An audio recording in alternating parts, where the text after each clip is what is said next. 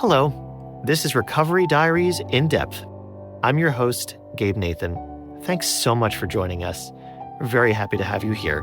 We are so delighted and lucky to have on the show today Deborah Derrickson Kossmann. She is the author of Lost, Found, Kept, a memoir, the winner of Trio House Press's inaugural 2013 Aurora Polaris Creative Nonfiction Award. Deb is also a psychologist, and we are delighted to have her here. Each week, we'll bring you a Recovery Diaries contributor, folks who have shared their mental health journey with us through essay or video format. We want to see where they are on their mental health journey since initially being published on our website. Our goal is to continue supporting our diverse community by having conversations here on our podcast to follow up and see what has shifted, what has changed, and what new things have emerged. We're so happy to have you along for this journey. We want to remind you to follow our show for new and back episodes at recoverydiaries.org. There, like the podcast, you'll find stories of mental health, empowerment, and change. You can also sign up for our mailing list there so you never miss a new podcast episode, essay, or film. And you can find this podcast pretty much anywhere you get your podcasts. We appreciate your comments and feedback about our show. It helps us improve, make changes, and grow. And of course, make sure to like, share, and subscribe.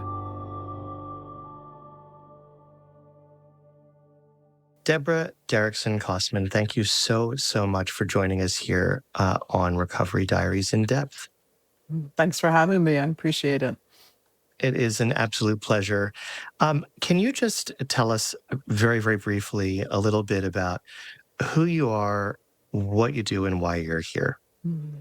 Well, I've been a clinical psychologist for more than 30 years, but I've also had a second career along with that as a writer. And I published my first book in January of this year. It's called Lost, Found, Kept. It's a memoir. And it won the Aurora Polaris Prize in Creative Nonfiction from Trio House Press. And it's the story about my mother, who spent more than 30 years hiding out in her house, which became a very bad hoarding situation, and how my sister and my family and I resolved the situation, but also talking about my growing up and how we got to that place where my mother felt she had to do that. So I have a couple of things to say in response to that mini introduction. The first is, I'm very glad and grateful that you went into a helping profession, that you are helping others, because it's so clear when you're reading the book what an empath and what a feeler you are, and that's obviously not the only criteria for being a good clinician, but it had better be up there. And I'm just very grateful for that, because as someone who lives with mental illness and someone who's been in therapy since 2010, I know how important that is, to be able to have people like that to go to. So thank you for that. It's kind of like a thank you for your service spiel to a veteran or something like that, but it's okay. And I want to say too, it's so shocking that this is your first book, because it's so good. And, what does good mean? We're going to get to that later. All of the qualities that make the book what it is.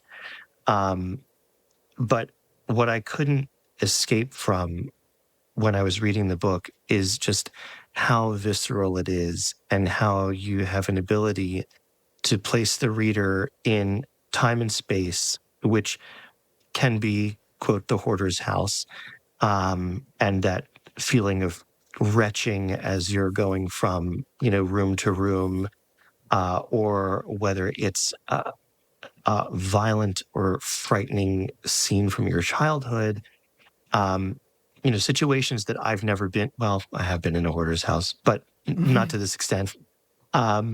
Situations most people, let's say, have probably never been in. It's really extraordinary. So what a debut work. And I want to get right into that debut work, if you don't mind, by just reading a small section from the end, if you don't mind. Yeah. So this is from the epilogue of the book. I close my journal. There will always be sadness, I think. I've chosen to work as a psychologist and to be a writer, both callings that require courage to explore the unknown. In the Hoarder house, I found a large unframed print, art I suspect my mother meant for me to have. It depicts a tiny mouse holding a stick up in the air as it balances a board with a big lion crouched on top. The background is Africa with grasses, a few trees, and a dirt road leading toward a purple blue sky. It's called Anger Management. After we cleaned out the house, I had it framed and hung it over my desk in my private practice office. Am I that mouse or that lion? And which one is my mother? I walk downstairs to join Mark, my husband, for more coffee. As we sit together reading on the sun porch, the birds on the feeder, cardinals, blue jays, and starlings chirp loudly. The wind chime hung outside near the old magnolia gongs softly in the summer breeze. Love is the gravity that tethers us here. Love is what gives us the strength to balance the anger. When I was in high school, my yearbook quote under my unflattering senior photo was from James Thurber. Every time I ask anybody for the moon, it gets larger and farther away. But the earth holds on regardless. It's love that keeps it there.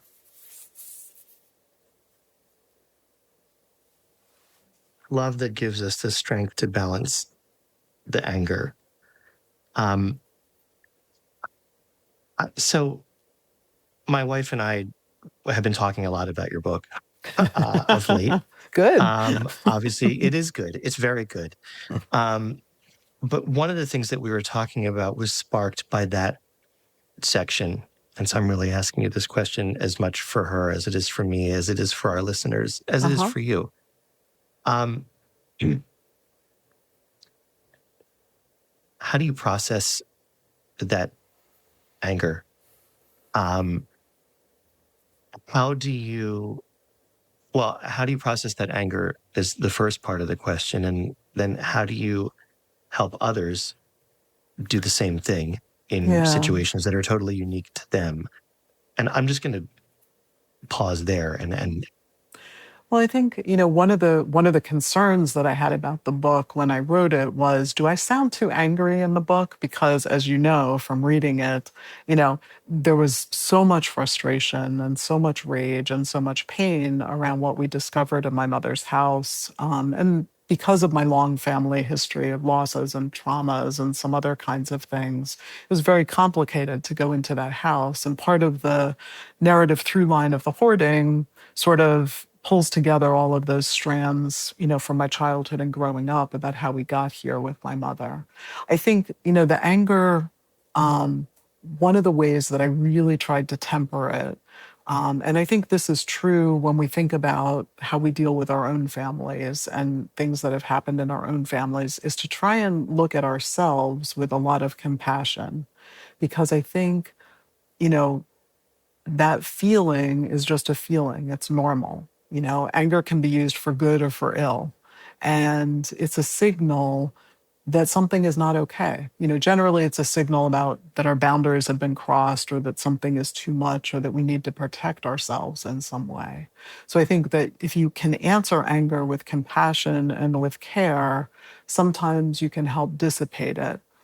I will say along those lines that there are some things that I don't think are forgivable. And I think there are some things where you may have anger, kind of forever. I mean, I can think about certain aspects of that house and still wind myself up pretty good about it.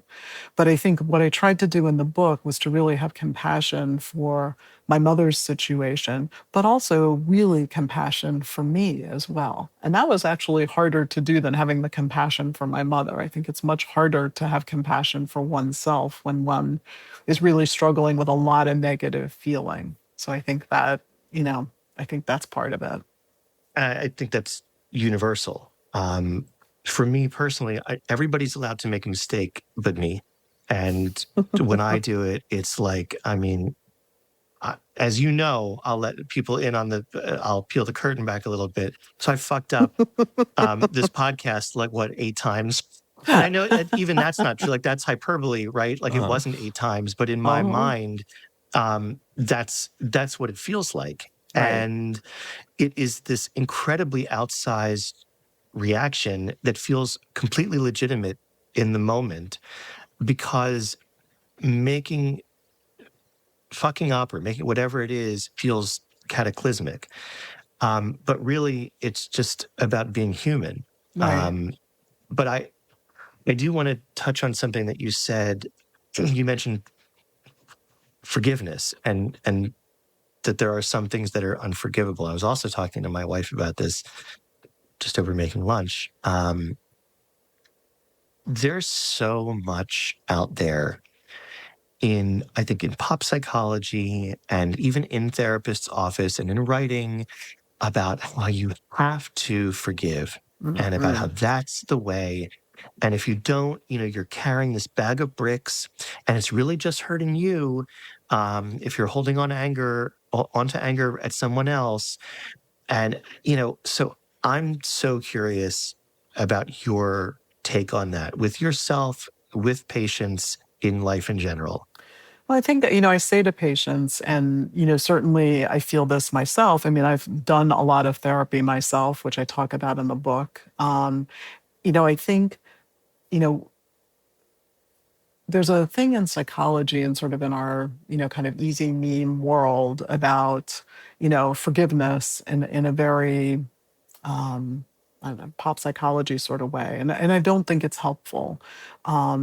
I do think that forgiveness requires an act by both people, in a sense, of joining together and each of them owning their own piece of what happened. And that doesn't happen a whole lot. I think what happens is that more commonly, what we need to do is reconcile with the realities of the situation and for ourselves come to a place of acceptance about things having happened. These things happened and they weren't good. They were painful to me or they hurt me. And what happens then, is a kind of freeing piece about you have choices about what you do with your own part of that. The other person may not be able to engage around it. My mother never talked about the hoarding house. I talk about this in the book after it happened. It was in my family, we often don't talk about things very directly. So there was always that, but particularly shameful things. I think forgiveness is a complicated thing. I think we sort of reconcile. I think some things, like I said before, are unforgivable, but I also think that you can make your peace with what happened.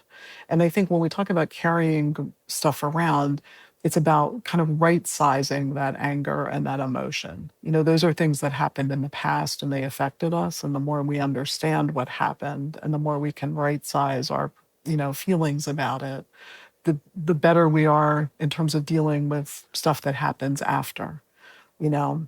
And I think, one of the things that was kind of freeing in writing the book, and actually it was kind of freeing about dealing with the hoarding situation generally, is, from the beginning of my book, I talk about how having an awareness from a very young age about my mother's, having some mental issues and struggling herself. And my mother functioned at a very high level. She was a nurse. If you met her, you would have loved her. Starched and cleaned that uniform every Yeah. day. She was bright. She was creative. She was an interesting person. She had a good sense of humor. Like all of those things were true about her. So what was interesting about, and kind of validating and actually kind of freed me up, maybe I wouldn't go as far as forgiving perhaps, but to kind of be able to move away from it in a way, was that dealing with the hoarding house sort of was validation. This was always there. I mean, there was always a mess inside, and now everybody knew that there was a mess inside and that this was reality. Even in my own family, I think my sister was in denial about some of the ways that my mother behaved and was, because she behaved differently with my sister than she did with me. And, I think there was something kind of freeing about, like, yeah, this is reality. It's Is not this the pretty. sister that you messaged from the house saying like you'll never sleep again? Yes. Yeah. Yeah, the sister I grew up with. Yeah. Yeah. Yeah. I To go back to what you were saying about right-sizing emotions, I'm very curious, as someone who has these two career paths, which are similar in some ways, and also not in others, which one of them helped you kind of right-size your emotions? That's a great question. Maybe they both did, or in certain ways, but I mean, I'd love to hear you explore that. Yeah, that's a great question. I think both in a way. Like I became, they're both callings for me, being a psychologist and being a writer. And, so both careers have kind of nurtured each other in a sense. And I think, part of part of my promotion for the book is like, how could I be a psychologist and deal with it this way? Like, how can I have a situation like this as a psychologist? Because we have this idealized idea of like mental health professionals being able to cope with anything. Well, oh, please. Well, you don't have to worry about that on this show. But anyway, go ahead. Yes, but I think there is sort of that mythology about somehow and curiosity about like, well, so why didn't you deal with it? Why didn't you deal with it sooner? Why couldn't you have done something different? And I think that, you know, being able to write about it was not cathartic if we think about putting together the book. The book is a work of art. What was cathartic is every day when I came back from that damn house, I sat down and I journaled, because journaling has always been something that's helped me process the world around me. I'm up to 71 journals. I have like, wow. So like, when you talk about the visceral reaction of like certain scenes in the book and being in that scene, a lot of that material came right out of my journal. I mean, edited and, shaped for the book, but that raw material did help me make sense of it. And, and I think trying to understand that, and I think this is an important point about hoarding disorder, it's a mental illness. I mean, it became a DSM diagnosis in 2013. The statistics are startling about it. It's 1 in 40 people in this country experience there's different levels of it. My mom was kind of DEFCON 5, but, from minimal clutter to like full on, crisis like we were in with my mom. But it's a huge percentage of people. I mean, it's a higher number of people than people who are diagnosed with a major mental illness like schizophrenia. So it's like and it's not discussed. There's so much shame and so much hiddenness and secrecy about it that people just don't realize, or they kind of know, but they don't really know. Or like, as a suicide awareness advocate, I think a lot of people look at it the same way. That won't happen to me. Right. That's someone else. That'll happen to someone else. Or maybe the guy that I went to, sat behind in 6th grade, took his own life at 40, whatever. Okay, that's him. It will never be me. I think that it's almost impossible for the brain to process and conceive that scenes like you're describing could possibly be my mother's house or mine, until it's happening. Just like suicide, until it hits, it's like, oh my God, my family, me? Yeah. Well, and it's such a complicated diagnosis, Gabe. Like my field does not understand it well. It used to be considered related to obsessive compulsive disorder. And now it's more thought about in relation to addictive disorders in terms of like, and anxiety disorders and depression. Often what kicks it off is grief and loss. So there's a trauma component. There was definitely that component with my mom and in my family. And if you look at, it's not understood well how to treat it because we don't really understand how it happens. Also, like suicide, what do we understand about it? What do we know about it? How do we prevent it? Right. And, and like with suicide, there's been tremendous strides, I think, in the last 10 years in suicide awareness and kind of understanding and talking about like, okay, these are things that help, or these are things that, can change that outcome. I think with hoarding disorder, one of the issues is that it's 1 in 40 in the regular population, but in the elderly population, there's like 2% in the general population. It's like 6% in the elderly population. So what you really have are people, my age, who are our age, who are cleaning out their parents' houses and stepping into a situation where their parent has begun hoarding. They've had a major loss, they've had cognitive difficulties, they've struggled with depression, maybe physical limitations, and now suddenly they can't cope. And now suddenly things are spiraling out of control. And so that's another piece of this as well. My mom, I built this wall. This house was kind of a wall between her and the world. And she went out into the world, but the world did not come into that house. Well, she went out in the Camry filled with shit also. Mm-hmm. Mm-hmm. So it's yeah, not the even car, just the car it's was the wall, the but car it's was like that too. the mobile wall. Well, and also, I have to laugh because as we finished cleaning out the house, the next door neighbor, who had been incredibly helpful to my mom and had done a lot of stuff for her when she wouldn't let my sister and I do it, came over and was like, "Oh, and by the way, like, your mom put a few things in our garage." I was just like, "Oh God!" It's actually very common. People buy a storage unit or they buy an additional house but the neighbor had let her like store stuff in the attic, and by the time that was happening, the stuff was so weird that she was keeping. It was like very, very strange stuff. I could sort of understand, you could sort of see the archaeology of the hoard and sort of the different timelines. There was kind of the my grandmother's death hoarding, and then there was the post-grandmother's death hoarding, and it looked very different. And, I wasn't joking. I think in the book at one time I say to my sister, it looks like a serial killer lives here, but it's like the hoarding equivalent of a serial killer, Yeah. And just as taboo feeling. Mm-hmm. That increase of awareness in the last 10 years or so,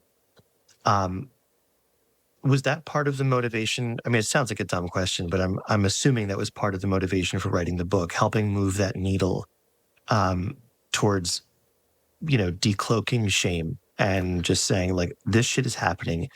This happened to me. I can talk about it, and not only just talk about it, but in an eloquent, moving way. Mm-hmm. I'm assuming that was part of the motivation.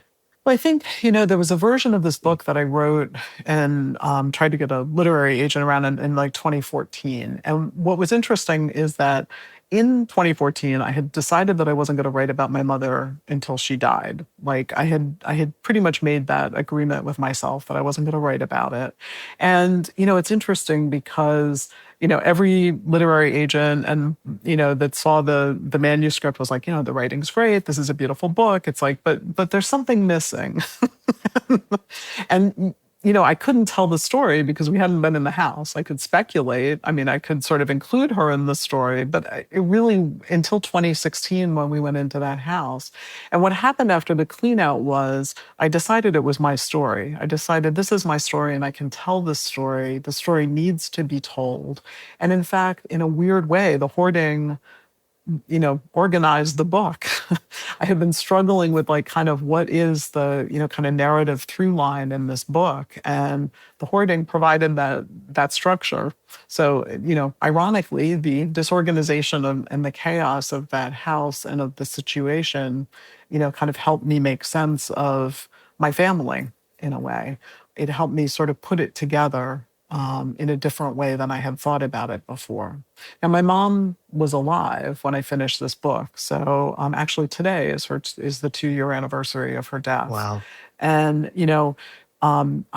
she died in July of 2023, and 2023 was a terrible year. But right before one of the two or three good things that happened that year was that right before my sister's oldest daughter got married, in September, I found out that I had won this prize. And the irony of this prize is that it's named after the Aurora Polaris Prize. My mother loved astronomy and space and all of that. And I couldn't help but kind of think that there was a little bit of a, an okay from her about the book Yep. because of that. Starry And magic. yeah, it was kind of strange, but she'd be mad at me about telling the secret, but my mom was always really supportive of my writing. So in a weird kind of way, I've wondered if she knew that I was writing it, because up until the time that, like, 2016, 2017, we always talked about my writing and I shared stuff with her and stuff. But then after I started working on the book, I didn't really talk with her much about it. Our relationship Yep. had changed. And so I always wondered, though, I mean, my mother was a very smart and intuitive woman in many ways, and that on some level she knew I was writing it, but she never asked and we never talked about it. Well, and that goes back to the whole thing about we don't talk about things. I mean, that resonates hard with me. I'm very much from a family, we don't talk about it family, which of course has put me on a path to writing on Medium and writing on Substack and being a mental health advocate and not shutting the fuck up, Right. as an act of resistance and rebellion. And like, that's what happens, Yeah. It's the same thing as raising a child in a puritanical family and super strict. They're going to go out and do whatever as soon as they can, Well, because it has to get out. yeah, well, the old thing, we're only as sick as our secrets, right? Like, there are things that are private, but things that are secrets generally are not so healthy in families. Privacy is one thing, secrecy is something else. Yeah. Well, hopefully my mother's listening. I have a question um, related to the comment. You said that sometimes you get comments from people about, you being a mental health clinician, and how did you not know, and why didn't you intervene?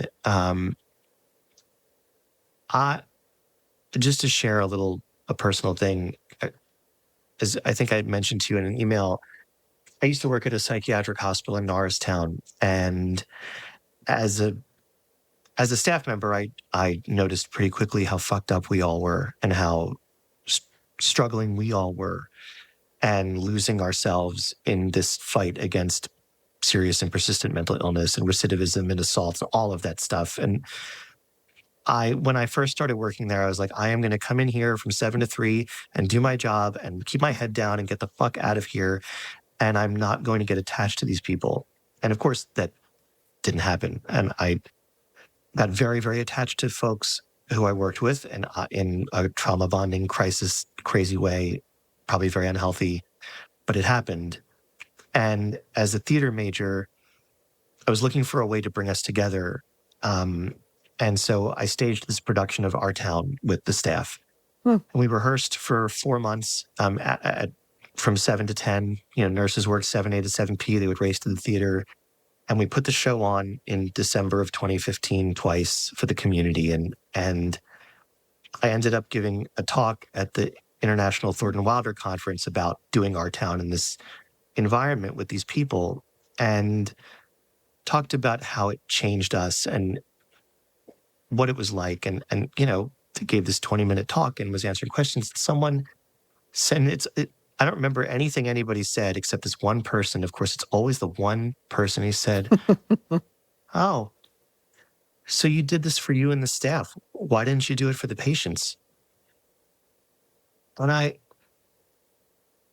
immediately I felt so hurt and so so guilty. Like, of course I should have done it for the patients. What the fuck? What was I thinking? Right? Like, how could I, as a mental health professional, been so insensitive to these folks who are so clearly suffering and are deprived of their rights and 302'd and all the rest of it?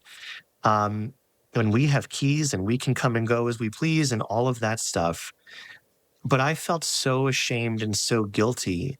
And I wonder if those comments and questions like that, does that hurt you? Do you feel like, I don't actually, because I think part of it is about,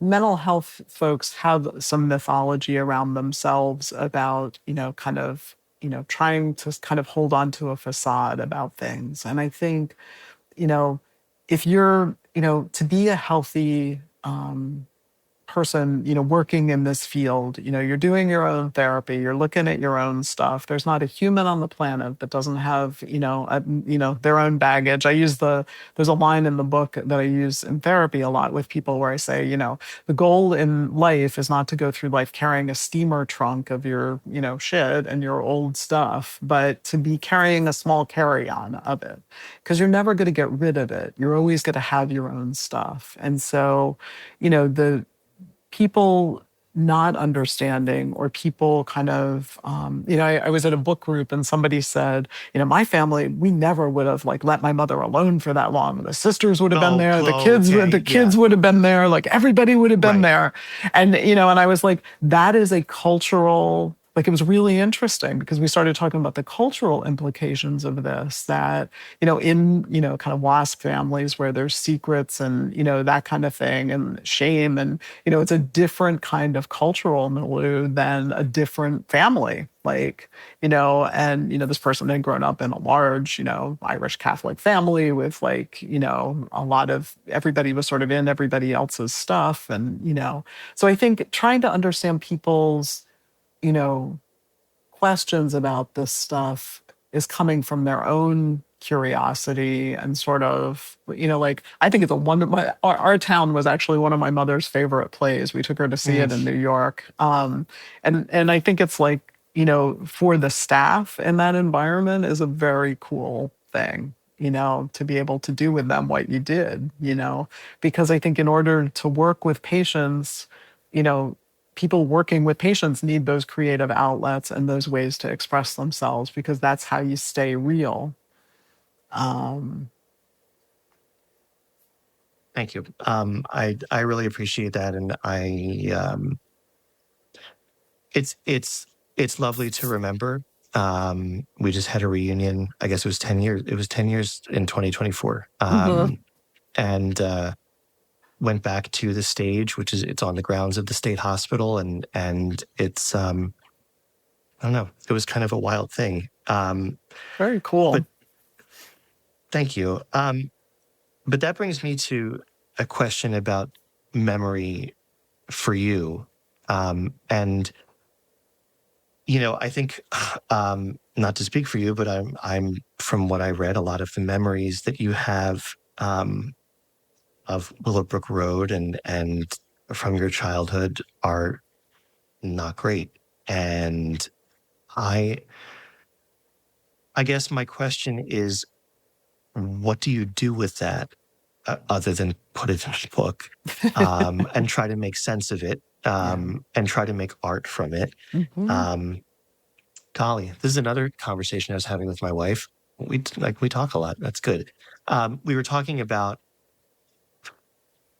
I guess it was really stand-up comedians who really mine trauma for laughs, and how that can be so unhealthy and so, I think, re-traumatizing. And I think there's all kinds of implications surrounding that, and all kinds of complicated things related to humor and what is funny and why. But I guess from your perspective, it's a different thing. And I just want to ask you about that, about memory and what do we do with that? I think a couple things. Well, I love watching comedy and humor because I think there's something so wonderful about being able to be resilient enough to create something out of that pain.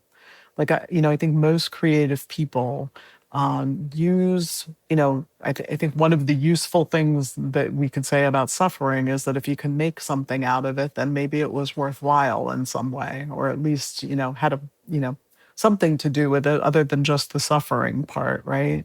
And one of the things that, to your point, like I admire about comedians is that there's a way of crafting things. And part of how you craft things is you're choosing what you're using to tell the story. So one of the things in a lot of memoirs I found is that like two pet peeves about memoir. One is that it often gets soggy in the middle. So it was really important for me to make sure that the story that I was telling was tight and, that you wanted to read it and keep reading it and you couldn't put it down and it didn't get soggy in the middle. And one of the problems with that soggy in the middle part is that what's important to me as a person is not necessarily important to the story and to what you need to get from the story. So, like, particular incidents might be really relevant to how I grew up and what I learned and how, what happened, but they're not relevant to this story that I'm telling. So in a way, you're curating a life. I'm curating this part of my life to tell you about it. And this part of my life is about telling you the story of my relationship with my mother, where there was a lot of pain and trauma. And I think I also tried to include things that were not always painful. But my mother was not an easy person. So what's in there is in there. There are some side stories about other traumas and loss that relate to my mother. Some of that is probably a different book. There's some interesting editorial choices when I talk about my father's and like how I chose to handle, that history with them. I think that, so the second piece about memoir is that it's hard to figure out where to end a memoir. Right. So when I finished this manuscript, my mom was still alive. So the book ended with her being in assisted living and, making this change in her life and starting to hoard in her room in assisted living. But I think one of the decisions that got made when Trio House took the book was, do we include the end scene with my mom, my mom's death, and it felt right to do that, to sort of have the closure and have that be the end of the story. So having a sort of more set ending and less open-ended ending was important. But I think the memory piece is, I don't want to traumatize the reader of the book. I want the reader to understand how we got here in the story, And part of that story is telling some of the things that happened, that were not easy things. So that brings me to another question, the balance between your life as a clinician and your life as a writer, and this idea, we talked about like the therapeutic facade or the mask. That's how they put it at the hospital. You have to wear your mask and not let anything shake you, and all of that. But so there's like a real dichotomy that I see about professional distance between yourself and your patients, and then this kind of obligation as a memoirist to really put yourself out there. And I just want to know how you navigated that. And did you experience like internal conflict with that? It's a great question. Like, what do you do? So when I started, so I've always had two careers, right? And I've always written, feature articles and essays and poetry. And up until the point when the internet got really, really big, it was very easy to keep things separate. Right. Like people wouldn't, I could be a writer and I could be a psychologist and never the twain would meet. Then with the advent of the internet, it got a little bit different. And when I got some big publications like in the New York Times, occasionally, a client would come in and say that they had read something or they had, and those were, my New York Times pieces were mostly humorous modern love pieces. So they were, while they were personal, they were kind of more, not like this book, although this book has humor in it, it's a little bit different. So when I made the decision to write this book, and I think part of it was trusting that the universe was going to be okay with it and that I would work out with whatever clinical stuff I needed to work out with. Now, I should also say that I'm kind of at a later stage of my career. I'm kind of, winding down toward retirement. I'm not retired. I have a pretty still pretty full private practice, but I'm not taking new clients. So that makes it a little bit easier. Although I have to say, I'm a little bit sad because since I published the book, I've had a few writers reach out who wanted therapy. And I'm kind of disappointed about not being able to do that because I really enjoy working with creative people. Refer. Yeah, well, it's funny because I sit on the Pennsylvania State Psychological Association's ethics committee, and I have a specialty in legal and ethical issues. So I think a lot about boundaries and about some of the things that come up with clients. And I think that in our field, when I've taught legal and ethical and I've taught clinical classes, we don't talk enough about how we use ourselves in an ethical way. We sort of, I think people have this idea of sort of this therapist mask, and they'll say, how did you feel about that, right? Like, and sort of do the stereotypic therapist thing.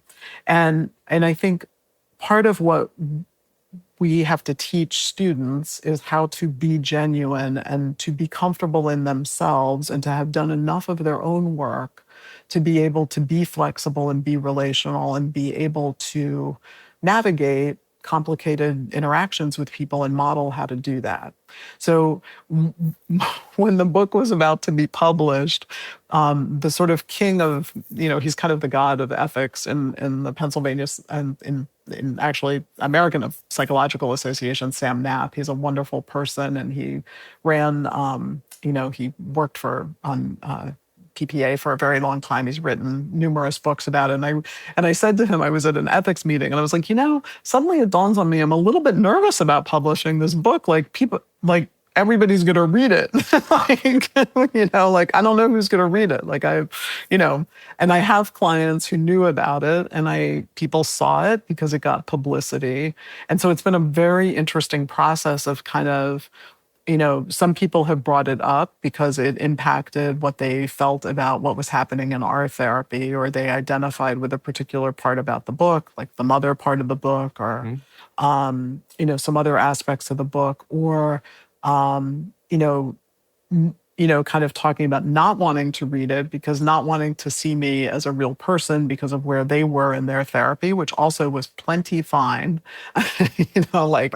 You don't have to read my book. That was not, it's okay. They would find out about it and they'd be like, I don't want to read your, that's fine. Don't read my book. It's good. But I think, just kind of on a case by case basis, sort of talking about that and being able to say, everybody has their traumas, everybody has their history, and it's about what you do with that, and, your history,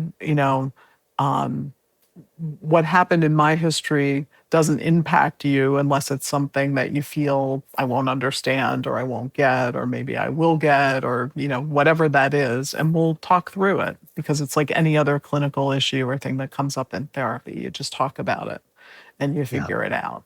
But I will say it's been, it's actually been lovely in some ways. I actually yesterday got an email from a client I hadn't seen for probably, 16 years, who had read the book and had reached out and sent a lovely email about it. And those kinds of gifts are really nice, surprising but nice. May they keep coming. You deserve them. And I think that's part of the wonderful thing about putting any creative work out into the world. Of course, there's those ethical implications for you as a clinician, but just the act of sending out this thing and having it touch and move people and resonate with people, I think it's extraordinary and very vulnerable and very giving. And it's, part of the reason why I wanted to have you on here is it's because we have people doing that here from all over the world all the time. And I've been doing this job here since 2016, 15, 16. Mm-hmm. And I'm always astonished when we get new submissions, new people who are just willing to put themselves out there, people in countries where mental health is so stigmatized, to the point of it being dangerous, secret to talk about things. It's really stunning. And I think too, that there are still people who have the attitude that if you're talking about your mental health, you're attention seeking, or you're like, that just blows my mind. Well, and I think one of my fears about this, even when I was doing the website, which FYI is lostfoundkept.com, there's a few pictures and some other resources on the website I that have it people up may right now. find helpful. But I think, one of the things I did not want was, this is not an episode of Hoarders. It's not an Yeah. exploitive, this is about a real story with real, and not that those aren't real stories, but there's a kind of an exploitation about sensationalizing the hoarding aspect of it. And it's like we call them hoarders, not people who hoard. And it's like Hmm. other kinds of mental illness with that stigma. It's like, you aren't a hoarder. You're a person who's doing the hoarding behavior, Yeah. you Person know? first language. So there are like mental health advocates I know who are trying to reclaim, like, I'm a bipolar, I'm a schizophrenic. And there's so much hot debate around person first language. Um, but my personal opinion is, how can it be anything other? You are a person first, Right. literally. Well, and I struggle with this as a mental health professional because I think, to your point, it's good that there's less stigma about some of this stuff, and there needs to be less stigma, and we need to be able to speak more freely about it. But you are not your diagnosis. You are No. not, and I'll see younger people sometimes, and they'll be like, "This is who I am." It's like, no, that's something that you deal with, that you've got, that you cope with. It's not that there's anything shameful about it, but you're more than that. You're more than your diagnosis. You're more than your cancer diagnosis. You're more than your bipolar diagnosis. You are a person. And I think one of the things I really tried to do with my mom is that she was an extremely complicated person. And there were some really wonderful things about her. Her probably partly the mental illness gave her a kind of fluidity and a kind of, you know, like purely creative boundary merging sort of way of bringing us up. Like everything was magical in a way. There was so much creativity and so much playfulness, and it was a little atypical. We had, I joke because I mentioned it in the book, but we had the birthday fairy, like other people, along with Santa Claus and the Easter Bunny and whatever else. We Hmm. had the birthday fairy, and she would come and bring the presents. And my mother had a whole story about how she communicated with the birthday fairy. Like, but that kind of creativity, was also as a kid like incredibly joyous and incredibly, good in so many ways. But also a little strange, you know? So she was all of these things. She could be mean, she could be complicated, she could be angry, she could be difficult, but she also was very caring and had this very kind of way of looking at the world that was really kind of magical in some ways. And when you think about that magic, and I don't know, I think a lot of people aspire to take what's good and hold on to it and take it and make it into something new as they get older. Um, as you've taken that magic, how do you sprinkle that through your world now? Well, I think I credit my mom for a lot of my creative. My mom was a frustrated writer, so I credit her a lot for my creative. I was an art major. I went into college, thought I was going to be a visual art major. I mean, I love dance, I love music, I write, all of that stuff was stuff she exposed us to growing up. And also, one of the magical things about her, she was very she didn't get to go to college and have the full academic experience. She was a registered nurse, so she did nursing school, and she taught herself a lot of things. Like I remember when I was probably 7 or 8, we spent a summer where she had read everything about all these different religions. And, she's like, we're going to learn about all the different religions and we're going to go to a service for each of these kinds of religions. And you're going to see like how other people worship God. And like, and I look back on that and I think, it's magical in a way, but it also, taught us an incredible amount of empathy and understanding. Like, no, none of my friends grew up that way. They knew about their own religion. They didn't understand other people's religions. They never thought, they were never taught that other people's religions are as valid as your own, right? But my mother, like, she had those values and she wanted to kind of, share those things. And that part of her parenting was really pretty remarkable. Like we went, she took us to children's orchestra concerts and like, exposed us to things, and I do talk about that in the book. And I think, despite her own limitations and her own struggles, she was able to provide a lot of that to my sister and myself, and to her grandkids. She was a very good grandmother, Mm-hmm. But I think, the other question about this, right, is that, I think it's very easy to see people in black and white. It's sort of like when I was angry with her and when I was dealing with the hoarding house situation, I mean, it's like that was all encompassing. And well, and I talk about the scenes where I'm cleaning up this stuff from my sort of magical childhood or some of the good interactions that happen. And it's sort of like having all that stuff crapped all over, literally, And I think, part of health is being able to hold both of those things, that she was both this and she was this. Yeah. And I think it's that nuanced way of looking at people and the world and ourselves that's going to help get us through so much. And for so much of my life, I've struggled with that black and white thinking about myself and about other people.